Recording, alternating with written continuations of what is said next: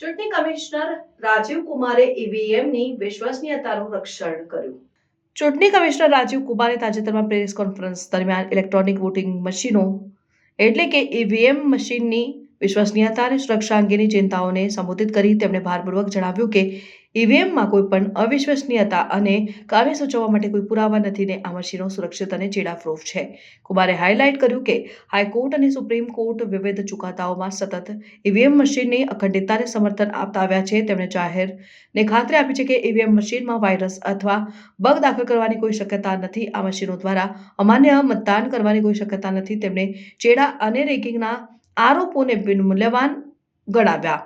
ચૂંટણી કમિશનરે મતદાર ટર્નઆઉટમાં હેરફેર વિશેની ગેરસમજને પણ સંબોધિત કરી તેમણે સ્પષ્ટ કર્યું કે મતદાર ટર્નઆઉટ રેકોર્ડમાં ઘણીવાર જોવામાં આવતી વિસંગતતાઓ ડેટા અપડેટ્સના સમયને કારણે થાય છે, હેરફેરને કારણે નહીં.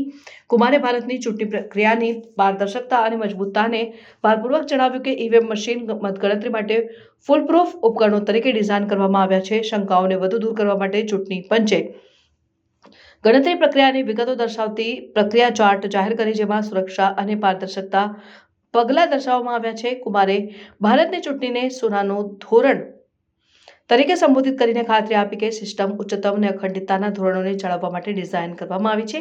કુમારના નિવેદનો ઈવીએમ મશીનની વિશ્વસનીયતા અંગે ચાલુ આરોપો અને ટીકા માટે પ્રતિસાદ રૂપે આવ્યા છે અને તેમણે નોંધ્યું કે વૈશ્વિક નિષ્ણાતો જેમણે પ્રારંભમાં ઈવીએમ મશીનની ટીકા કરી હતી તેમણે પણ તેમની કાર્યક્ષમતા માટે પ્રશંસા કરી છે. ચૂંટણી કમિશનરે ઈવીએમ મશીનની મજબૂતતા અને ભારતની ચૂંટણી પ્રક્રિયાની પારદર્શકતામાં विश्वास व्यक्त કર્યો છે. मैंने पिछली बार भी एक किताब आपको दिखाई थी जो हमने बनाई है, वेबसाइट पे डाली है. आज फिर दिखाता हूँ. माननीय हाई कोर्ट और सुप्रीम कोर्ट ने क्या कहा है. उन्होंने कहा है कि ईवीएम हैक हो ही नहीं सकती. There is no evidence of unreliability or any drawback in the EVM. I am circulating it. Please see the details. Details are there in the court orders. Court orders are here compiled. They are on our website. There is no question of introducing virus or bug in the EVM.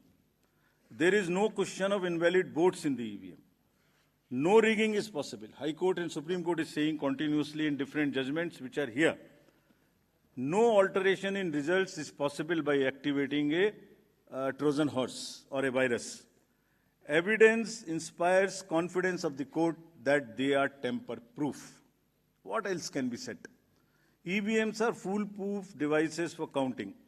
Allegations of tampering are baseless. We are not saying. We are speaking now because we don't speak when elections are on. And I want to clarify this so that it remains. Questions are not asked. When asked, at least you are all equipped to check them before writing.